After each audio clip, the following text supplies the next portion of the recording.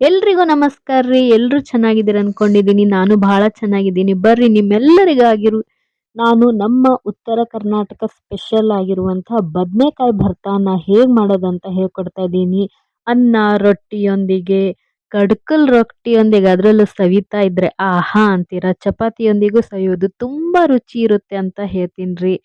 ನಾವು ಆಗಾಗ ಮಾಡ್ಕೊಂತಾನೆ ಇರ್ತೀವಿ. ನಿಮ್ಗೂ ಇಷ್ಟ ಆಗ್ಬೋದಂತ ಹೇಳ್ತೀನ್ರಿ. ಬರ್ರಿ ನಮ್ಮನೇಲಿ ನಾವು ಹೇಗೆ ಬದನೆಕಾಯಿ ಭರ್ತಾನ ಮಾಡ್ತೀವಿ ಅಂತ ನಿಮ್ಗೂ ಹೇಳ್ತಾ ಇದ್ದೀನಿ. ನನ್ನ ವಿಡಿಯೋ ಪೂರ್ತಿ ನೋಡ್ರಿ. ಪ್ಲೀಸ್ ನನ್ನ ವಿಡಿಯೋಗೊಂದು ಕಾಮೆಂಟ್ ಮಾಡ್ರಿ, ಸಬ್ಸ್ಕ್ರೈಬ್ ಮಾಡ್ರಿ, ಶೇರ್ ಮಾಡ್ರಿ, ಬೆಲ್ ಬಟನ್ ಪ್ರೆಸ್ ಮಾಡ್ರಿ. ಮುಂದಿನ ವಿಡಿಯೋ ಬರ್ತಾ ಇರುತ್ತೆ, ನಿಮ್ಮೆಲ್ರಿಗೂ ಇಷ್ಟ ಆಗುತ್ತೆ ಅಂತ ಹೇಳ್ತಿದ್ದೀನಿ.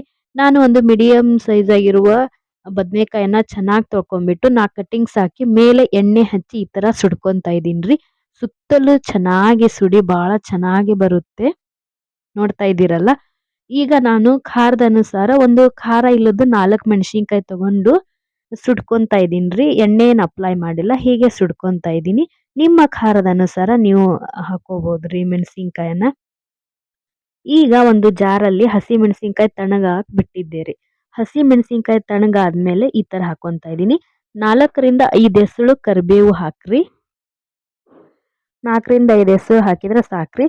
ಮತ್ತೆ 4 ರಿಂದ 5 ಎಸಳು ಬೆಳ್ಳುಳ್ಳಿ ಹಾಕ್ರಿ. ಸಿಪ್ಪೆ ತೆಗೆದು ಸುಲಿದಂತಹ ಬೆಳ್ಳುಳ್ಳಿ ಎಸಳನ್ನ ಹಾಕ್ರಿ. ಮತ್ತು 1/4 ಹಿಡಿಯಷ್ಟು ಕೊತ್ತಂಬರಿ ಸೊಪ್ಪು ಹಾಕ್ರಿ. ತುಂಬಾ ರುಚಿ ಕೊಡುತ್ತೆ, ನಿಮ್ಮೆಲ್ಲರಿಗೂ ಇಷ್ಟ ಆಗುತ್ತೆ ಅಂತ ಹೇಳ್ತೀನ್ರಿ. ಮತ್ತೆ 1/4 ಟೀ ಸ್ಪೂನ್ ಅಷ್ಟು ಜೀರಿಗೆ ಹಾಕ್ರಿ.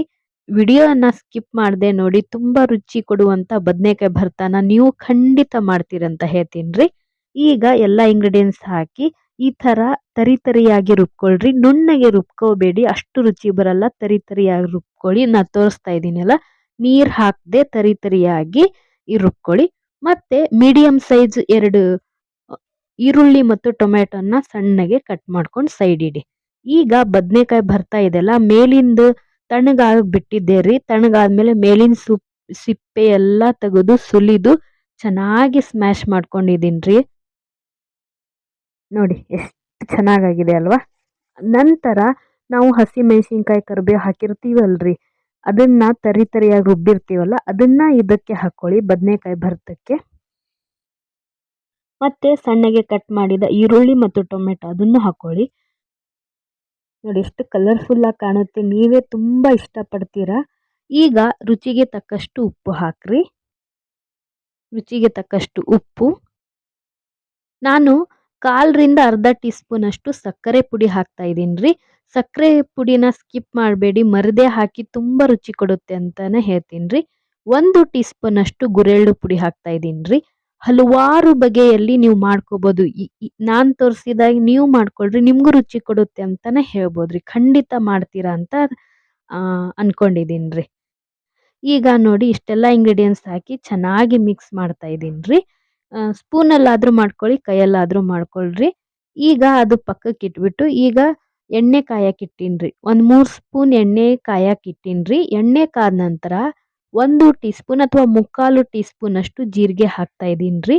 ಜೀರಿಗೆ ಚಿಟಪಟ ಸಿಡಿದ್ಮೇಲೆ ಕರಿಬೇವು ಹಾಕ್ತಾ ಇದ್ದೀನ್ರಿ. ಈ ಒಗ್ಗರಣೆಯನ್ನ ನಾವು ಬದನೆಕಾಯಿ ಭರ್ತಾ ಮಾಡ್ಕೊಂಡಿರ್ತೇವಲ್ಲ ಅದಕ್ಕೆ ಹಾಕೊಂತಾ ಇದ್ದೀನ್ರಿ. ನೋಡಿ ಸಖತ್ತಾಗಿರುವಂತ ಬದನೆಕಾಯಿ ಭರ್ತಕ್ಕೆ ಒಗ್ಗರಣೆ ಕೊಟ್ಟು ಮಿಕ್ಸ್ ಮಾಡ್ಕೊತಾ ಇದ್ದೀನಿ. ಮತ್ತ್ಯಾಕ್ ತಡಾರಿ, ನೋಡಿದ್ರಲ್ಲ ಬದನೆಕಾಯಿ ಭರ್ತಾ ಮಾಡ್ಕೊಂಡು ನೀವು ಸವಿರಿ.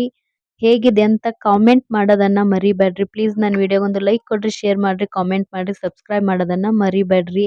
ವಿಡಿಯೋ ಪೂರ್ತಿ ನೋಡ್ರಿ, ಒಮ್ಮೆ ಮಾಡ್ಕೊಂಡು ನೀವು ಸವಿರಿ. ನನಗೆ ಪ್ರೋತ್ಸಾಹ ನೀಡಿ ಅಂತ ಕೇಳ್ತಾ ಇದ್ದೀನ್ರಿ. ಕಾಮೆಂಟ್ ಮಾಡೋದು ಮರಿಬೇಡ್ರಿ. Thank you.